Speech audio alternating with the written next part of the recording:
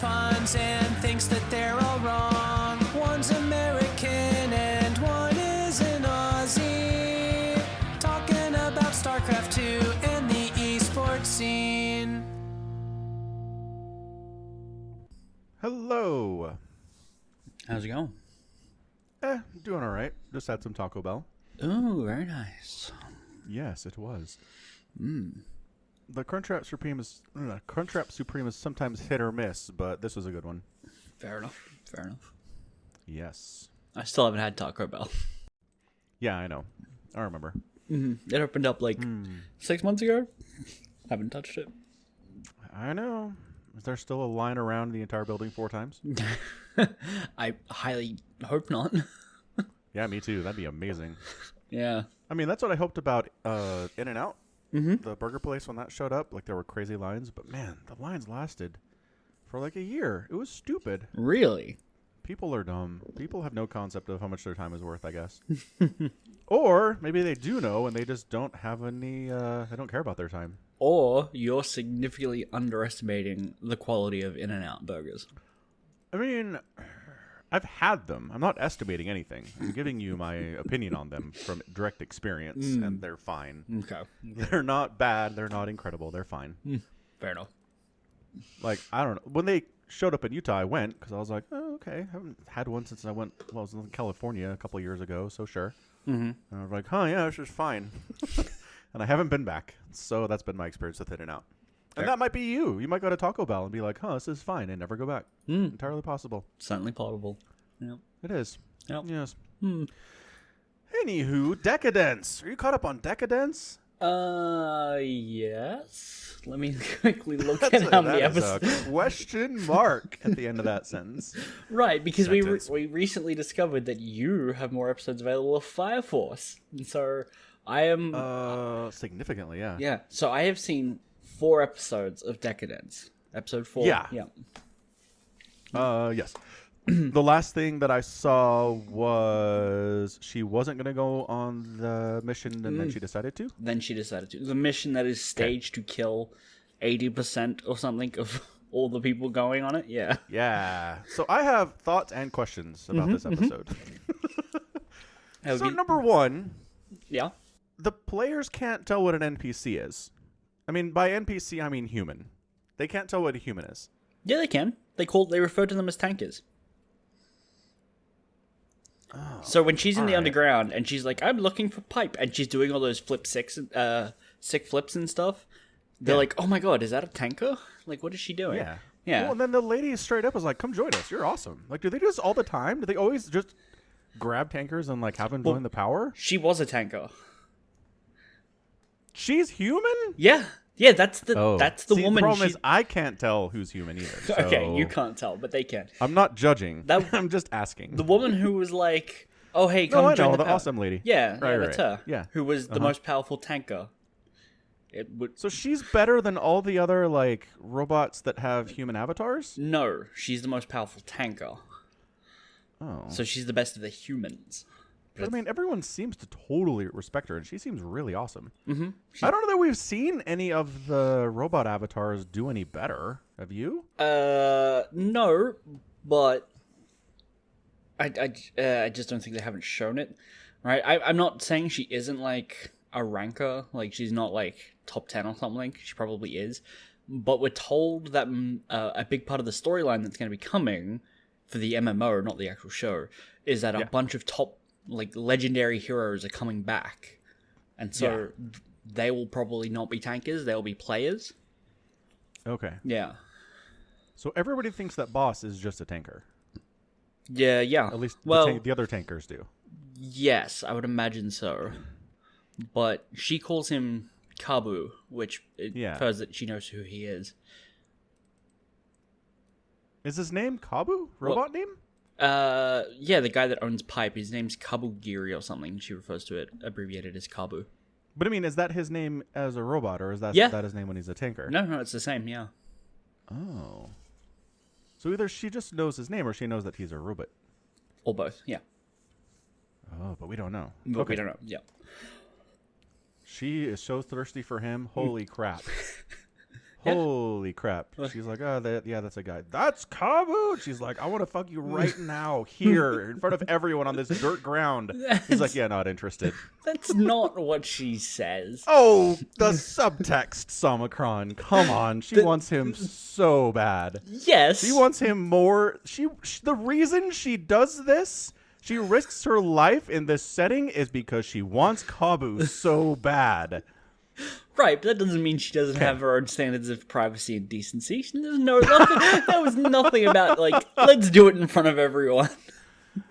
Okay, fine. I took some artistic license. But I guarantee if he'd been like, hey, you want to have sex right now? She'd be like, yes. Yeah, but she'd be like, let's go find somewhere. Oh, I don't know, man. I don't know. Well, we'll find out. We'll find out how thirsty she is, because I think she's really thirsty. That's all I'm saying. Okay. I like her, though. She's cool. Yeah, seems fun. She was like, I don't know, like the way she interacted with our heroine, Natsume. She just, I don't know, she wasn't derisive. She wasn't mean to her. She didn't try to influence her in any way, really. When Natsume's like, I'm out, she's like, all right, that's cool. Right? Yeah, I mean, she did. Like, she puts the seed of logic of, like, why do you fight? Like, why do you want to do this? As, like, a reminder of why she's here. And that ultimately changes her mind to go back and join the mission again. It does. But if the answer had been, I don't actually want to fight, or my reason for fighting is a bad one that I don't respect about myself, and I don't want to do this, she would have been like, all right, that's cool, great. Yeah, it could have been. It could have given it a second thought. Could have gone either way, yeah. Yeah. She gave Natsume the freedom, is all I'm saying. And I don't know, a lot of adults in that position, if there's a kid, they would try to influence them more strongly, I think, in whatever direction they wanted them to go. And it seemed like she was fine with just letting Natsume do what she wanted. So that was good. I appreciated that. What other question did I have? Anyway, I do love the continual, just the MMO concept that they're continuing to grow. It's like, we're going to take down the alpha monster. It's going to be hard, and it's going to be in this frozen tundra, and there's all this fog and snow. It's going to suck, but you can do it. Sign up now. And they're like, nah, this is not going to work. I don't know. I can't imagine, like, Warcraft ever doing that. Being like, here's a new raid. It's super epic, and it's the end of everything. And then being like, nah, we're going to make it so hard. Nobody's going to succeed. And then we'll bring in these legendary players from the past, and they'll win. Like, I would be pissed if I was one of those players that just was set up to fail. Yeah. You think so? I'd be upset, that's all. I mean, I'd probably be upset, but I don't know. The fact that it's a real world changes a lot of the ways a game operates. Because it's not a virtual environment. If you died in World of Warcraft, you just, all right, let's try the raid again. And people would just sit there and grind it until they got it. Yeah. And eventually they'd hit a point where they realize that, oh, this just is impossible. And they'd log off and leave. Right? Yeah, and it makes me wonder why apparently that's not how they do it in this game, right? Right, because everyone is aware that the NPCs are real. Convincing them that something is happening actually makes the experience better for themselves. So even if they all pretend to die, like 80% of them wiped off, the tankers still die. The tankers that are in the power still die. The tankers who are still in Deca-Dence think that they're on like a knife's edge of being exterminated. And that putting yourself into that environment changes the experience for the player. Yeah, no, it totally does. Yeah, that's why they can get away with it here. Yeah. All right. Because imagine if World of Warcraft instituted like, oh, if the NPCs die, they don't respawn. God, that'd be amazing. But they're a different species than you, right? Yeah. WoW has several species, so yeah, sure. Well, I mean, like, do the robots consider humans contemporaries in any way? Or do they see them as subspecies lower than them, right? Well, I think the fact that there are humans in the power says that they don't feel necessarily superior, but more protectors. They're in that kind of a role. Like, I guess. Yeah. You think so? You think they see the humans as needing protecting? Okay, largely, so in the sense that it helps their MMO, Yes, but protecting them because they are just inherently deserving of protection, right? Not inherently deserving, but inherently requiring. Yeah, for the Right. game. Yeah. Which is a different thing. Well, no, not even just in the game. Just like these, like if we were to like, all right, all the players pull out, the humans could not stand on their own. They would just die. Probably. Right? So it's one part game, one part conservationist program, right? They're actually, they are there enabling the survival of humanity. Yeah, but that means humans are basically like lions on a game preserve, right? Kind of, yeah. And we don't see ourselves in any way equal to lions. It's true, but we don't have lions sometimes joining our military or challenging our ideas, right? I'm sure people have tried. I'm sure they tried to get lions. I saw to Jurassic join their World. military group.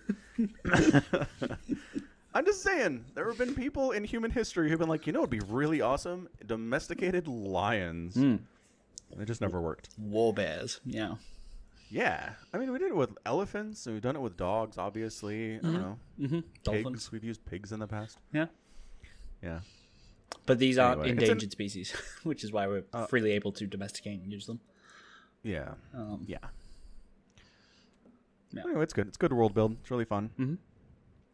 I did appreciate. Okay, so when Kabu is like, "You can't go. You're gonna die," but I can't exactly tell you why. Hey, that rhymed.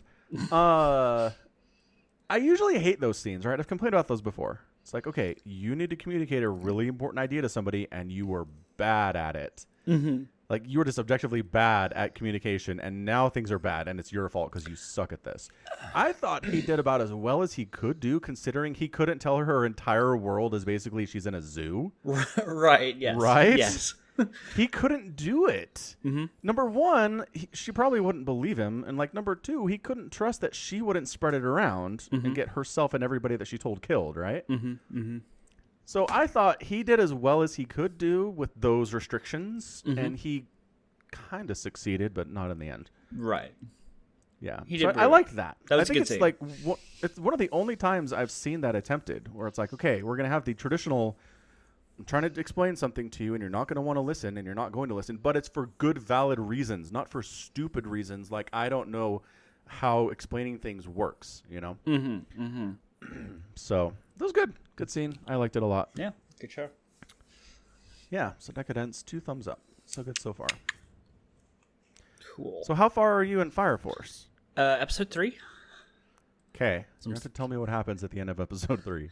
Jeez, what does Because I've seen it, but I just don't remember which one okay. 3 was. So Shinra just showed up to save the 5th pillar. Yes. The chick who can smell fire. Oh, yeah. Yeah. Yeah. Yeah, and he's about to start fighting the macho boxer dude. Gotcha. Yeah. She's a funny character. Funny how. Maybe she gets there in the next episode. But just, I don't know. Just the concept that she can tell when fires are going to break out. And her impulse is to rob the house and save the individuals. It's like, it's a very, I don't know. It's not Robin Hood. No. But her mentality is like, this stuff's going to get burned up anyway. So, like, it doesn't help anyone just to let it go. And I don't have enough time to necessarily, like, call the fire department and have it taken care of, right? Right. I don't know. Just the concept that she's stealing and extorting, but also saving lives, and, like, that stuff was going to be gone anyway. It's a really kind of morally, like, almost on the light side of morality version of thievery. It's weird. It's weird, but it really raises the question of what kind of insurance do they have in this world? Like, if someone's house burns down, like, what kind of payout do you get to try and rebuild your life? I mean, fires are so common. Right. I don't know if insurance is even bothering if they have insurance. Right, but Like, how could you do it? How could you run an insurance company that covered fires when fires happen multiple times a day in every city? I'd imagine it'd have to be like a governmental program, but Yeah. because that's the interesting thing, because clearly the people who get robbed are reporting her. They're saying, "Oh, my house burned down, and she took all my money, which means the money didn't burn up. You didn't lose it. It got stolen. Well, if it's burned up, you can't use it anymore. Right, but you could claim it on assets and value. But if but you can still do that. You'd be like, hey, what up? My money was in there. It all burned to ash, and it's gone now. But they haven't been doing that. They've been explicitly saying somebody robbed me. Well, that's stupid. It's their own fault. Right, which is All why I I'm have to say interested. is, this teenager showed up and saved my life. The end. Everything burned down. Please send me my check soon. Right? Look, it's not her fault they're stupid. Again, I don't think there's insurance. I think if your stuff burns down in your house, it's gone and you have to start over. It sucks. The interesting thing is she doesn't just smell like the supernatural fire. She smelt out an electrical fault. Yeah. That's interesting. Yeah, she's not able just to predict like demon-inspired fire breakouts. Mm-hmm. But yeah, normal fire too. I don't know. I think it's just mastery over fire in general. Like there's nothing about any of the pillars especially that's like I can only affect magical fire, right? Well, I mean, Shinra can't put out fire. He can only create his own. Right? Can he not? No, he's a third gen. Third gen don't have the ability to manipulate fire, only produce their own. And then second gen can manipulate but can't create. Yep. And first gen just turn infernals. Right. Bad times. Yeah, don't be first gen. Don't be a first gen if you can help it. Mm-hmm. Then there are people who don't have any abilities whatsoever. Who is it better to be a first gen or a normie? I mean, probably a normie. Dude, the captain of the 8th. The 8th is awesome. He's like my freaking hero. He's out there kicking ass with no ability to do anything with this magic fire that's popping up all over the place. I mean, nothing inherent, no magic powers, and he's just out there doing it, and he's great. Is he though, or is it? Whoa! Whoa! Is he great, or is they just devaluing everyone else's superpowers? Being like, look at Mr. Incredible, unable to beat a normal guy in an arm wrestle. I mean, sure. Think about it. Like, he fights the captain of, I don't remember what company, the Benimaru guy with both powers. Yes. Yeah, and he's like, he's a superpower. He's considered one of the strongest, and the captain can beat him because he works out every day. Yeah, he does. And he's obviously genetically blessed as well, because he's humongous. Sure. That's all. Obi, that's his name. I found the list. Yeah. But, I don't know. Having just a regular dude go toe-to-toe with some of the most powerful people in the show is just like, well, they're powerful, but they're not that powerful. Well, I think that's good. I don't know if I want to watch a show of just like gods that can do whatever they want. If they've got some weakness to them, I think that makes them more relatable. I don't think he exploits many people's weakness. He just literally has super strength. But it's not. It's just he works out. Right? It's supposedly a level of strength someone can do while running a company. Right? Like, don't forget this guy's paperwork, duties, what else to do. But apparently he works out 10 hours a day and it hasn't ruined his body. That is correct. Yep, 10 hours a day. It might have some long-term negative effects. Maybe. Yeah. I really liked it when he was in the underground or the nether or whatever, and he rips up part of a train track. Yeah. Like, really, though? Okay, so you just have questions about his abilities, not how they relate to other people's powers. Well, I mean, they claim he's in and of themselves, you feel like they're too much. Both, right? Like, either he has power, and it's just he's really strong, and then, okay, it makes sense that he can go toe-to-toe with all these other people. Or he doesn't, but he's just magnificently strong anyway, like, to a ludicrous degree. All right, that's fair. Good character, though. Me too. Like, he's fun. Yeah, it's a lot of fun. I don't know, I like that they have their whole crew at this point, right? They've got everybody. They started out with, like, 3 people. At the start of season 1, and now it's Shinra, Obi, Inawa, Maki, Iris, Arthur, Tamaki, Victor, Vulcan. Oh, you know what? I just got spoiled about new members on the Wikipedia page about the manga. Yeah, I was about to be like, There's more people coming, apparently. I thought they were done. Nope. yeah, that's a lot coming. Can we keep the show and the manga apart, please? No, not possible? Great. Fine. Right. Anyway, point is, I like that they're growing. It's nice. Yeah. I kind of figured that add more people in because when they arrive on the scene, they're like, we're kind of we don't have enough people to deal with all this by ourselves, do we? So one of the first things they say when they get to tracking down the fifth pillar. Right. Yeah. Yeah. I mean, and then one of the other companies sends like 100 people, and you're like, okay. Some of these companies have a lot more foot soldiers than you guys do. It's true. Yeah. Well, and especially, who's crazy lady with the pink hair? Princess Hinata? Yeah, her company had like a bunch of dudes that she just treated like garbage, but there were a lot of people. She had like 8 Angels 3. Yeah.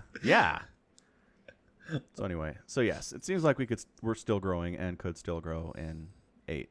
I don't know if there's any legal upper limit, but whatever. Right. Yeah. Still like Arthur a lot. Arthur's hilarious. Can confirm. What else happened in that episode? Not much. That's kind of... Basically, a million fires break out for some reason, and then both the good guys and the bad guys are trying to get the fifth pillar. Yeah. Okay. Yeah. Next episode is good. Spoilers. It's good. Okay. All right. Okay, cool. I will look forward to it in like a week, probably. Excellent. Actually, do I have a new one? I'm going to see. Am I 2 weeks ahead of you or 1 week ahead of you? Crunchyroll Q. Yeah, 5 is available for me right now. Ugh, garbage. How am I 2 ahead? Crunchyroll. I think it's because Anime Lab, for whatever reason, has only got it in dubbed, so they have to, record English. So they're going to be behind 2 weeks perpetually. Yeah, I guess it would be slower. Yeah. Because you have to translate it and then record it instead of just translating and typing it on the screen. Right, yeah. Makes sense. All right. Cool. Yeah. A little annoying. Let's see, what else have we been... Sorry, what? It's a little annoying. Like, Yeah, just for sure. give me the option. I'll watch it in subtitle. Yeah. So I've been reading Ghost of Onyx. Yeah. Which is a Halo novel that Somicron has already read because he's a Halo novel guy. I read it like 6 years ago. Yeah. He remembers all of the stuff. Some of the stuff. Yeah, some's probably an accurate word. Yeah. So it's good. I mean, here's the thing. For a video game book, the bar is a little bit low. Ooh. Question. Do you consider like the Witcher novels to be video game books? No, they're fantasy books that were turned into a video game. Right. But are they... These are books that were written after the video game. Right. Okay. But what about if new Witcher books came out now? Ooh, by the same author? Yeah. Then there's still fantasy novels. He's continuing his existing fantasy series. Okay. What if he... See, but that's the thing. What if he switched tracks to follow the narrative that the games had set up instead of he had already his pre-established canon? Ooh, that's a good question. I think that starts to really straddle the line at that point. Yeah. Okay. Yeah, I see where you're going with that. Yeah. So the bar is not high.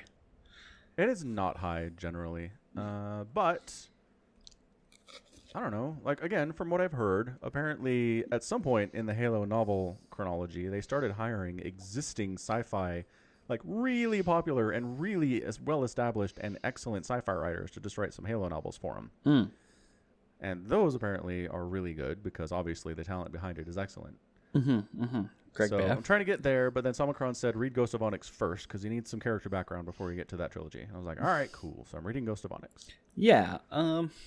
Yeah, and I did also explain that before you read Ghost of Onyx, you should probably read Fall of Reach. And before you, blah, blah, blah, it keeps going. Correct. And I did.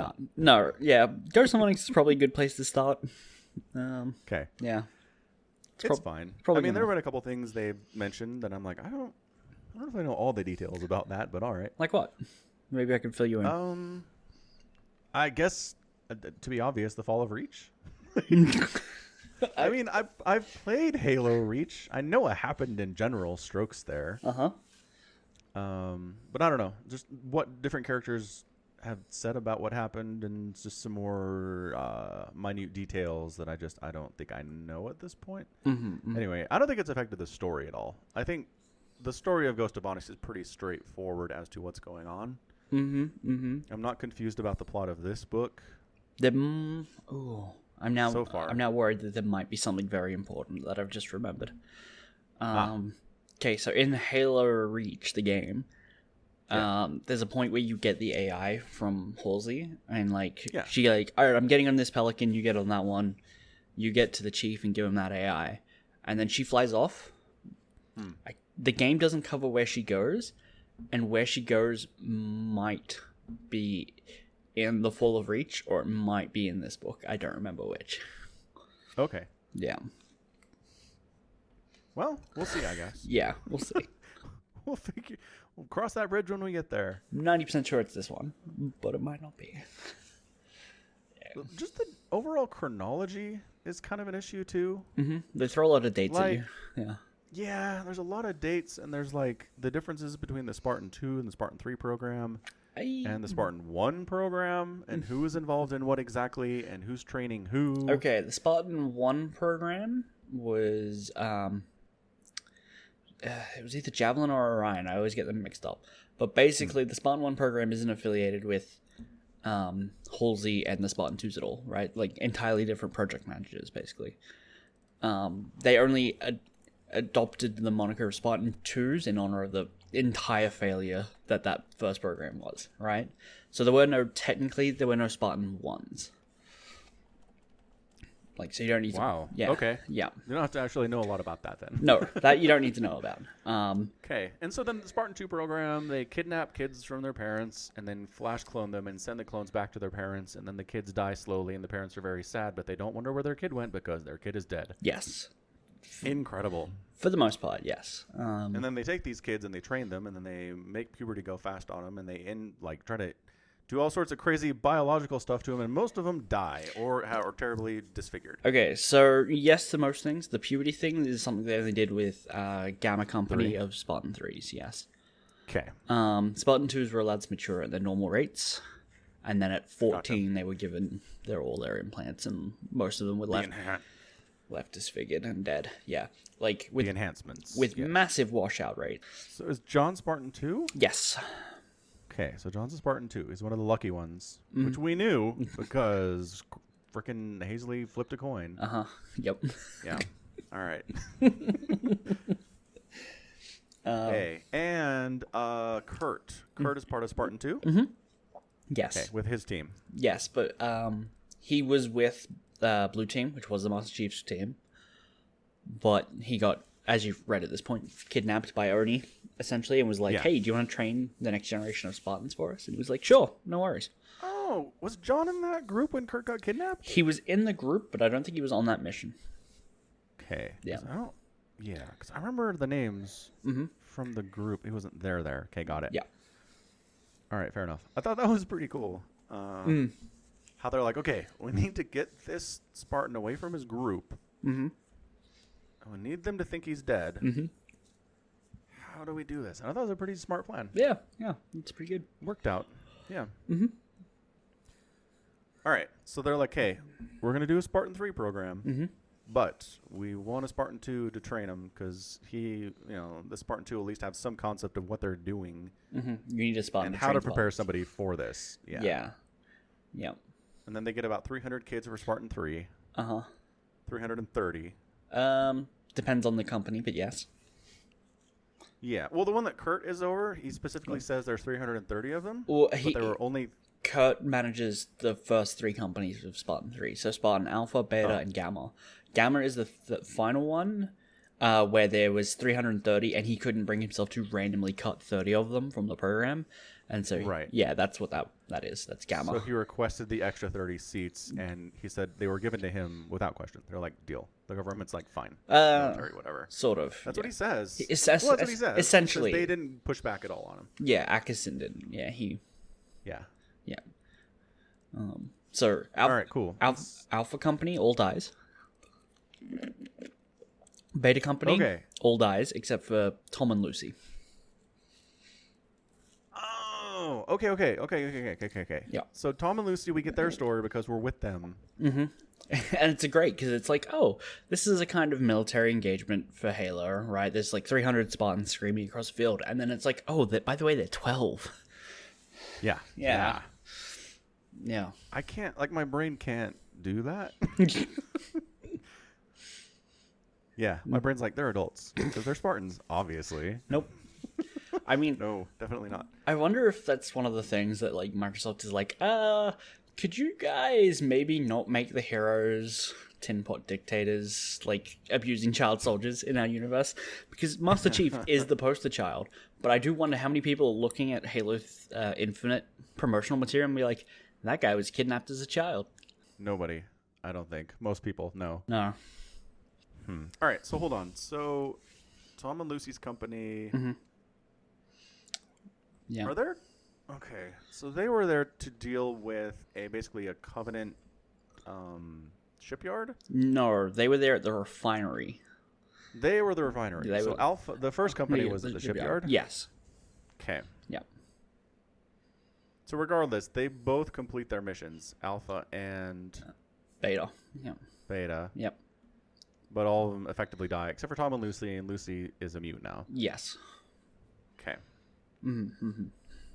And then Gamma's the one that we spend the most time with during their training and whatnot. Yeah. I mean, it's so far in the book, sorry. So far, like, yeah. To the point that I'm at, there's a lot of time with Gamma. Yeah, there's a lot of time with Gamma, but most of it is like right around their graduation, right? Yeah. Yep. Yeah. They've been training for a long time. Yes. Yeah. Yeah. Yeah. Okay, so I'm basically at the point where the story starts. Kind of, yeah. Like, So, I mean, yeah, because the stuff at Onyx is happening now. They're doing a training exercise on the planet where this super secret military installation is that nobody knows anything about. Mm-hmm. And then all of a sudden, these like drones start showing up out of nowhere and murdering people. And Yeah. the kids are like, this doesn't seem like part of the training. I mean, maybe it is, but probably not. probably not, yeah. Like our drill sergeant's an insane person, but this seems a little bit beyond him. Yeah. And then there's an emergency, and they're trying to deal with it. Yada yada yada. So Yeah. that's where I am. Yeah. That's actually basically where I am as well. Oh, good, Yeah. perfect. Yep. So it's good. I mean, I don't know. They do for the amount of time they're spending on each character and helping to develop them as a character. They're doing really well. Mm-hmm. But I kind of wish there was a little bit more with almost everyone in the book. Right.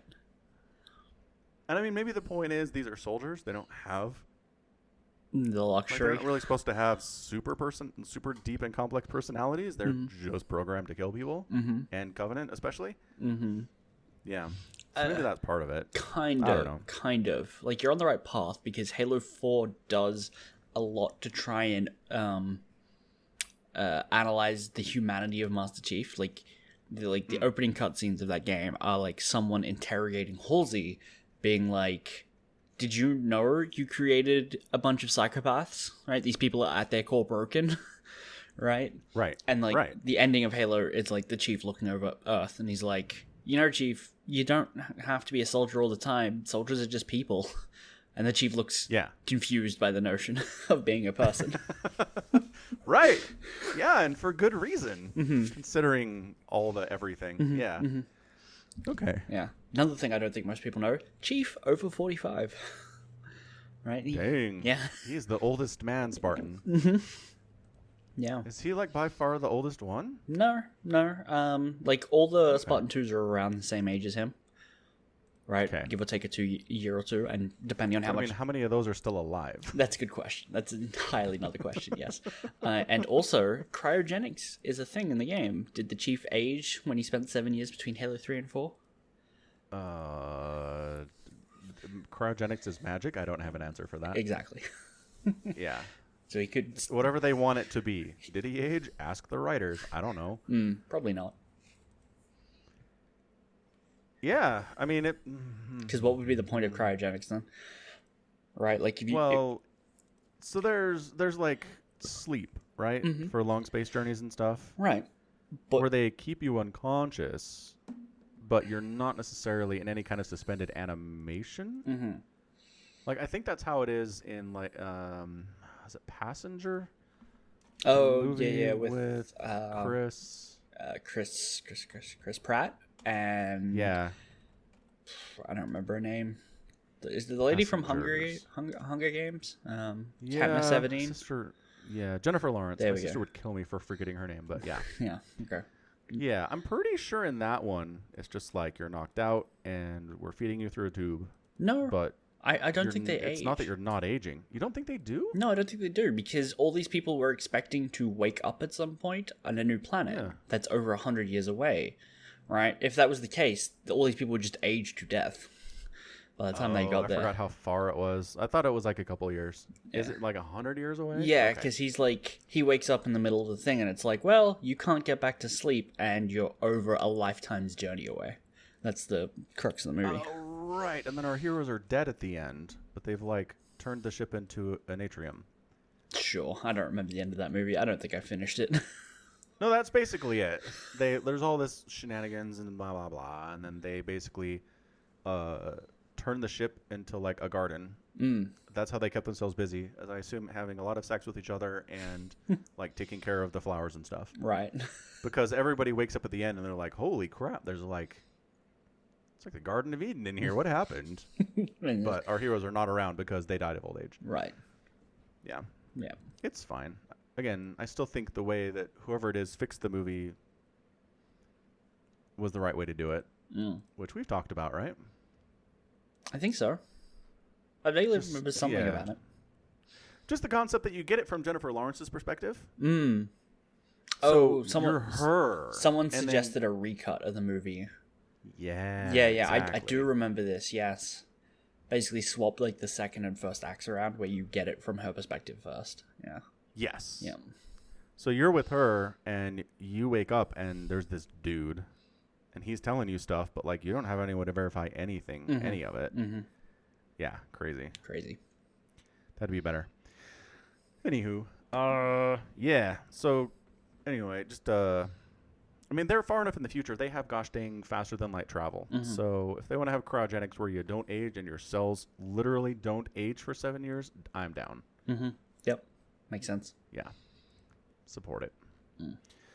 So anyway, it's good. Stuff's happening. We'll talk about it more next week. We'll try to get it finished this week. I don't know. You're way faster than I do. I know I do. Too fast. I got peace talks, and I was like, 45 minutes. done in one day. What am I going to do now? I'm paid $13 for this. Just read something else. Yeah, I know. Yeah. I do have a list, but it's like there's reading and there's casting and there's watching anime and there's watching regular TV and there's time for sports sometimes. Is there though? I think you can cut that out. Nope. Sports is back and it's great. We're not going to do sports right now. Yeah. Unless you talk about esports and GSL. Yeah, GSL did their things.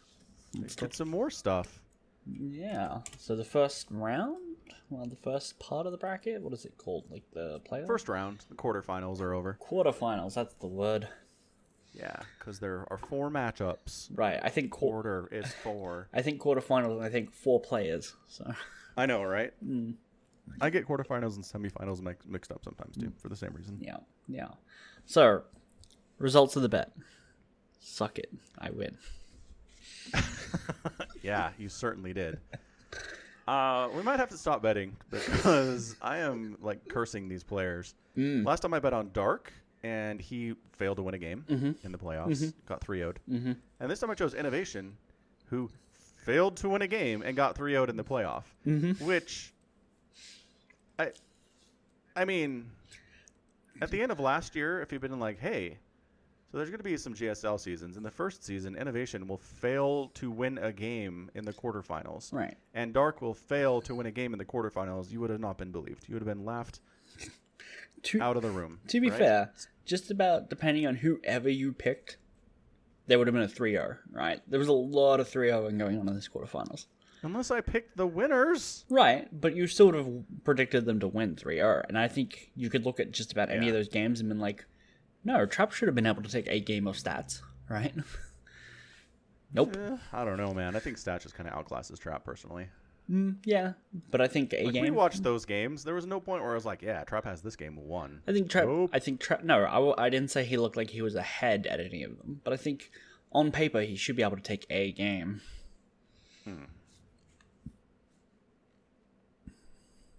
All right. Yep. Maybe. I don't know. So anyway, the point is, Dong Regu, who is gosh darn back from outer space, he is back from military. Mm-hmm. They talked about it. Like, it's not on his Wikipedia page at all, but he did do his military time. Right, but when? I don't know. Sometime after he retired in the last 7 years. So he did military and then came back, or he did military, kept retiring for 3 years and then came back? I honestly don't know. It's so shaded. Like, this history makes no sense to me. Again, the Wikipedia page says nothing. And the only reason I knew he did military is because one of the GSL interviews, which I don't usually watch, the interviewer asked him about the fact that he has done his military time and he's doing so well in GSL, which no one's done before. And I was like, aha, he did military at some point. I don't know when, though. Fair enough. So Dong Regu's the guy. No one else has made it back to the semifinal of a GSL after serving in the military in StarCraft 2's history. Not one. So that was the thing they were talking about. So good job, DRG. Hasn't Kira done his military? Was it Kira or Dream, the one that's already done it and come back? Well, Wikipedia might have some answers, but maybe not. Probably not. I remember them talking about it. I don't see anything I just searched military in Cure's page. Nothing. And there's nothing. Yeah. But again, that doesn't mean anything. Right. I mean, Dream. Yes, Dream has served his military starting in 2017. Okay. So he's done. So if Dream had just beaten Rogue, he would have also been the guy. He would have been the first guy to do military service and make it back to the semifinal of a GSL, correct? Mm-hmm. But Dong Regu beat him. Beat him good. Yep. Too bad Dong Regu is going to lose to Rogue. Maybe. I mean, it's a ZVZ, right? Mm-hmm. Anyone can beat anybody in a ZVZ. It's a stupid matchup, and I hate it. It's not true. I could not beat Dong Regu in a ZVZ. Any pro could beat any pro. Anyway, the point is, I might be done picking against Dong Regu. Like, I don't see the point of it at this point. He's 3-0'd Innovation. You don't think he's good enough to beat Rogue? No. Okay, fair enough. I think Innovation plays a lot of League of Legends. You think Innovation's done? I think Innovation... As long as he keeps playing LoL? I think Innovation used to be the guy that won a Premier Tournament every year for like 6 years and hasn't done it in the last 2. It's true. It's true. Oh, that's so sad and true. All right. Well, shoot. Anyway, so that happened. Again, Dong Regu has entered my list of players I trust with Mutalisks against Elite Terran players. Oh, yeah? It's Dong Regu, it's Serral, it's Rogue. Okay. I think that's it. Okay. Like, spoiler alert, I just cast a Scarlet game against Future, the American Terran player who's 18. Yeah. She went mutas, and she lost 28 of them in 12 minutes. Not good. And I was like, Scarlet, no! You must take better care of your Mutalisks. And she didn't listen to me. So she's out. She's out.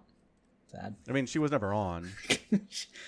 She definitely... She was never on the list. She did definitely not get into the club. She's not on the list. She had a chance. She had a chance to get in the club, and then she didn't. I mean, the gold standard for this is still Rainer going Ling Bang Ling Muta against Innovation in like a 30-minute game and losing like 59 Mutalisks. It was disgusting. Right. And then you have players like Cyril who make 18 Mutas and none of them die. And you're like, what? How? Voodoo magic. Yeah. Voodoo magic. Okay, so do you want to like double down on this bet? All right. Oh, snap. I will take TY. You can take Dongre Gur. Whichever one goes further this round, we'll double the punishment. The thing is, I don't want to curse him. This curse is strong. It's not looking good. It's up to you. If you want to chicken out, that's your choice. Yeah, I think I'm going to chicken out. Chicken paladin. All right. Mm-hmm. You no longer have the right to use the word falcon, right? You're a lesser avian species. Chicken. Wow. Brutal. Yep. I guess. Yep. Sure. Yeah. I'm with you about the TY versus stats as well. Is part of the problem. Oh, yeah. Yeah. yeah. It'd be pretty silly to bet against TY there. I think so. Yeah. Like, stats looked good against Trap, but it's Trap. Mm-hmm. And I mean, stats did crush Cure and did 2-1 Rogue. Mm-hmm. And then 2-0'd Rogue. Mm-hmm. No, never mind. Got 2-0'd by Rogue. No, that was Zest. I'm reading the wrong thing. Okay. That's all stats did. He 2-0'd Cure, and then he 2-1 Rogue. That's what it was in the group stages. Fair enough.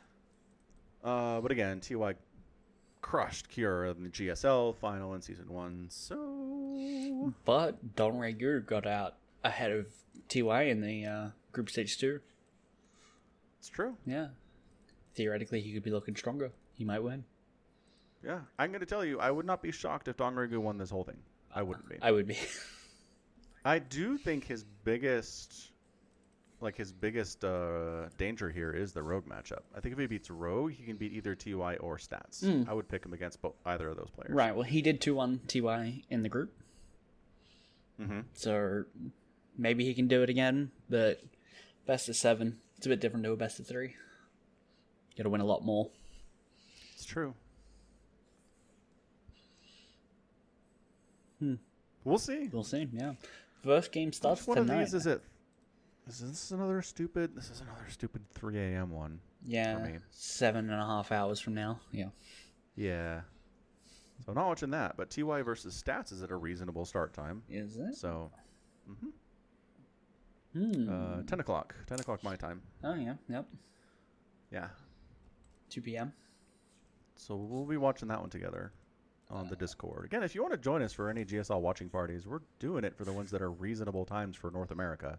It's true. Yeah. So Omicron counts as North America because he's on the same sleep schedule, effectively. Sure. For those interested, it'll be at 2 p.m. Australian. There you go. But Maybe you don't have work. I don't know. 2 p.m. on a Saturday? Come on. Nobody has work. Oh, it's a Saturday. Nice. Perfect. Yeah, for sure. Everyone can watch now. Hooray. Huzzah. Huzzah. Yeah, that'll be good. I kind of want to see how Stats does. Gonna be good. Dong Ragu, though. Man, what he did against Innovation.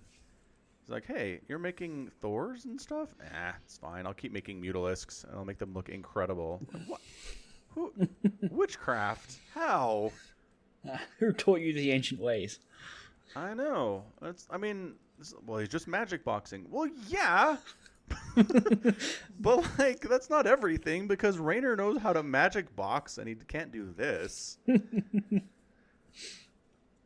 Yeah, like in one of the games, Innovation went straight mech, and Dongargu was like, I'm just going to go Muta, and I'm like, oh no, here's another Korean Zerg player going Mutalisks against mech, but like, it worked, It man. worked, It was insane. There's that one, I talked about this, in the Discord, there was like a 3-minute, here it is, in 60 seconds. In 60 seconds, there's a mech army on Dongragu's third base front doorstep. He's down 25 supply to Innovation. Tastosis says he's probably dead. We'll get on to the next game, to him winning the game in 60 seconds. 60 seconds. He crushes the push, he counters, he kills 2 or 3 more Thors with Mutalisks, and wins the game. It's the most insane thing I may have ever seen against Inno. Anyone with Photoshop skills, please Photoshop Dongrygu's face onto Nick Cage's in Gone in 60 Seconds poster art, please. Ooh, yeah. That'd be a good meme. Yeah. Because it was. Yeah. I watched the time. I was like, okay, so 60. How long until GG? 60 seconds the other way. It's amazing. It was stupid. And I mean, this is Tastosis. These are casters who have seen 100 million games of StarCraft 2 and cast 100 million games of StarCraft 2. And they looked at the situation and said, Dongrygu is dead. And then it didn't not happen. dead. Yeah. And wins. Not just, oh, we survived the attack. Good job. Let's go on for another 10 minutes. No. Survive the attack, counterattack, win. It's impressive. Did not see that coming at all. Dongrygu is nuts. It's impressive. It is. Because the world needed another elite Zerg player is what we're learning here. StarCraft scene was like, we have not enough elite Zergs in the world. Let's like Dongrygu. We'll bring him back. Maybe Dongrygu is the next fruit dealer. He's going to win this season of GSL and then retire again. I mean, the thing is, he's got those other wins from back in the earlier in the decade. It's true. Fruit Dealer was just like, who is this guy? He's great. He won the whole thing, and then he disappeared. It was nuts. Like, Fruit Dealer's story is one that I wouldn't mind seeing repeated because it was so fun. Just the concept of an unknown showing up. A virtual unknown. It's not like he never played before. Right. But a virtual unknown who nobody expected to win anything, to win the whole thing, look awesome doing it, and then just disappear off the face of the earth is insane. Incredible. Yeah, I'm not saying that because Fruit Dealer's a Zerg player. If it was a Terran or a Protoss that did it, I would also be similarly entertained by that. Fair enough. Yeah, it's a sports thing, right? Sports stories. A lot of ball sports stories are like that. The underdog that nobody believes in comes through, wins the whole thing. That's what every sports movie is all about. So for it to actually happen in StarCraft 2 was a lot of fun. I mean, I'll take your word for it. I don't think I've ever seen any sports movies. Yeah, no, I was expecting you to fully take my word for it. I know. One of these times, I might have you watch The Mighty Ducks. What is that? It's a movie from like 1992. Is it about like sport hunting or something? It's about this junior hockey team. Oh, that's different. And there are these poor kids that don't have good equipment, and they're in this league with like other teams that actually have some money, and so they always get their butts kicked all the time. But then there's an attorney who grew up playing hockey, but he doesn't like it anymore because he failed at one point, and he is a mean guy, and he drinks and he drives, and he gets busted, and as part of his terms, he has to do community service, and so he has to coach these kids. It's a good idea. Give Mighty Ducks an alcoholic access to a bunch of teenagers. Yeah. Look, man, it was 92. It was a different time, okay? I think I have seen a sports movie, actually, now that I think about it. Oh? Space Jam. What is it? Oh, yeah. Space Jam's totally a sports story. Yeah. There you go. And it's kind of the same thing. There was once a great basketball player who didn't like to do it because he was the best and said did baseball, and then he did a bunch of drugs, and that was the end of the movie. He fever dreamed a bunch of basketball with Looney Tunes, yeah. Well, I guess my question is, do you think Space Jam is considered an underdog story? Is humanity the underdog in this situation, and like the Monstars are the prohibitive favorites? I think so, because the Monstars are all like, we've absorbed the best basketballers' powers, right? Yes. And they become giants. So at that point, they're dominating. And then the Looney Tunes are just like, I'm Bugs Bunny, but watch me play basketball. Yeah, I think they're expected to be the underdogs. The fact that they're, I don't know, the heroes of their own respective stories and stuff like that are generally disqualify them for the position, though. So I don't know. I don't know. Part of my struggle here is that one team had Michael Jordan on it. It's really hard for me to be like, this team with peak power Michael Jordan is the underdog in the story. It's like, I don't know. What? Why? They're playing basketball, right? Yeah. Not only is it Michael Jordan, but it's Michael Jordan who can stretch his arm. Yeah, it's Michael Jordan with extra cartoon powers. Yeah. Which is just beyond unfair at that point. Yeah. Space Jam. Why did you watch Space Jam? Who was like, hey, Somicron, let's watch Space Jam? I think my auntie gave it to me for my birthday on VHS. Wow. What the crap? She's like, you know what Australian kids who don't like sports are into these days? No, I was into sports at the time. What? You used to be into sports ball? Uh-huh. My grandparents painted me a basketball like backboard of the Chicago Bulls. And that's not just because they didn't know who you were. No, it's you really wanted because this. at the time I really liked basketball. How did you get from that to not being able to endure 60 seconds of me talking about the NBA? What is going on? What happened to you? I had my eyes open to the truth. Okay. That basketball what does that is mean? boring.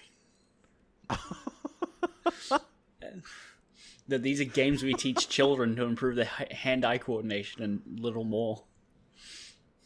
Wow. That's amazing. All right. We learned something today. Mm-hmm. Yep. I used to be able to throw the ball into the hoop really well as well. I think I liked it better when I didn't know this about you. Look, I never played in like a team or anything like that. No, I know. Yeah. Me neither. I played bowling in a team, if that counts. I mean, there's a ball and it's a sport. It's true, yeah. Sports ball. Mm-hmm. Yep. Were you good at that? Comparatively, yeah.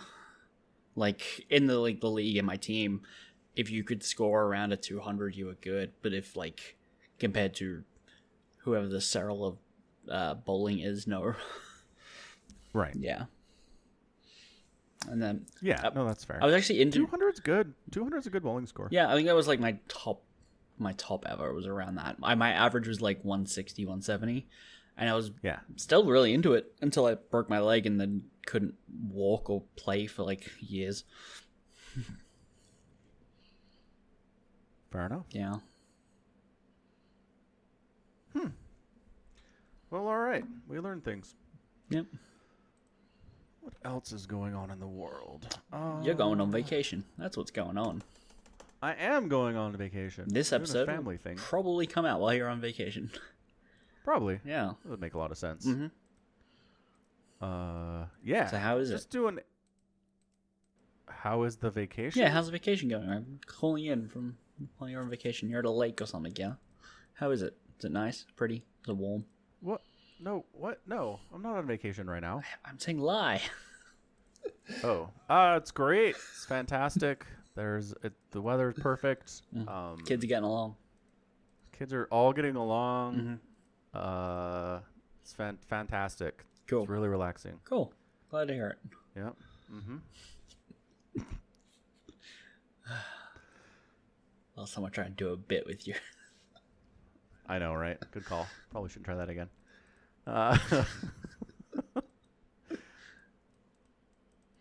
Oh, The Boys season 2 is coming out. The what? The Boys. I've told you about The Boys. It's an Amazon show. Is that the one about the superheroes? Yeah. Ah, okay. And like the real world superheroes. The like, what if there really were beings that had godlike powers on Earth? You think they'd be good people? Because the answer is probably not. It's fantastic. Okay. The Boys season 1 was like start to finish one of the best things I watched last year for sure. Okay. So season 2 trailer came out. I didn't watch it because I don't watch trailers for stuff I'm going to watch anyway. Of course. I'm trying to find a date here. September 4th. Nice. That's in a month. Excellent. Cool. Yeah, so we're going to talk about that. I mean, I won't have seen it, but Nope. but okay, I'm going to talk about it. that's fine. Excellent. Good. Sports ball minute? Didn't we just talk about? Fine. No, we talked about your sports history. That's not sports ball talk. That is absolutely sportsful talk. Yeah, sure, go for it. All right, here we go. NBA in the bubble has been so good. And part of it, we realized just recently, is the fact that the bad teams are not here. The bad teams are not invited. We don't have any Cavs, Hawks, no Pistons, no Knicks, no nothing. It's only teams that are viable and fighting for playoff positions already have a playoff berth. And it's been some of the best basketball regular season I've ever seen. Everybody's fighting hard. The friggin' Suns. The Suns beat the Clippers the other day. The Bucks are getting taken down by the Nets. It's absolute chaos. Everybody is great against everybody else. The Jazz are hot garbage. I wish they weren't this bad, but they lost Bogdanovich, and they can't hit the broadside of a barn, so they're bad. I've counted them out. But the Thunder are playing well. The Mavs are playing well. The Blazers are playing well. I mean, it's incredible. So this is some of the best NBA I've ever seen. I cannot wait for the playoffs. I think it's going to be fantastic. The NBA just knocked it out of the park with this bubble thing. Nobody's gotten sick, and it's been a ton of fun. I think they just did as well as they could considering the circumstances, and I'm so glad the NBA is back. It's been fantastic. Cool. Wonderful.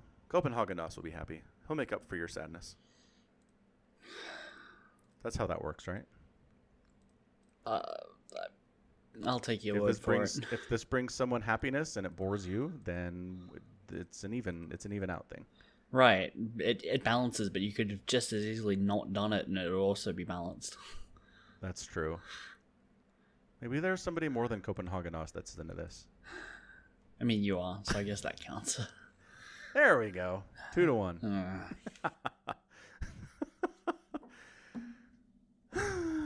All right. Well, is it time to wrap this thing up? I believe it is, yes.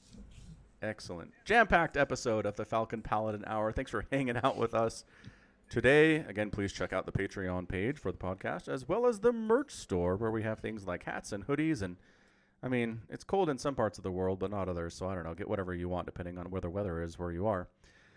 And until next time, as always, we appreciate it. And stay safe, stay healthy, and above all, please take care of yourself.